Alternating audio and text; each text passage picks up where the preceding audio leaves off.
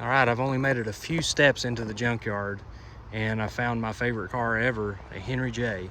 So this is a 51 Henry J, just judging by the grill, which the grill's still intact. But look at the rest of this car. It is absolutely, I mean, it's barely standing on its own. You can see they've cut the back section of the car off, but door's actually decent. Fender's caved in a little bit. These cars were extremely popular for drag racers because they were very lightweight. And the reason they were lightweight is because they were cheaply built. They were made by a company called Kaiser, and they were an economy car available from 1951 through 1954. And you can see back there, that quarter panel is, it's laid open. I mean, there's not much saving this one. But it's got a pretty decent grill in it. Normally it would have a, it's got a pretty decent grill in it, and normally it'd have a bumper sticking out there, but I always like how they look without a front bumper, especially an old drag car. But I just thought that was cool. The very first thing that really caught my eye was a Henry J.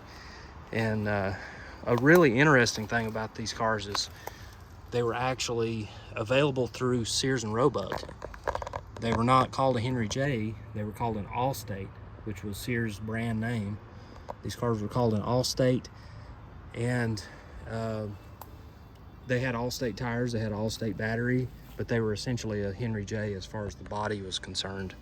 They just rebranded them. But I did want to point out, you look in here, notice it doesn't even have a glove box. That's how cheap these cars were.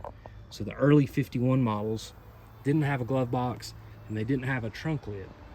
They had this sloped back roof line and no trunk lid back there. There was no way to access the trunk area.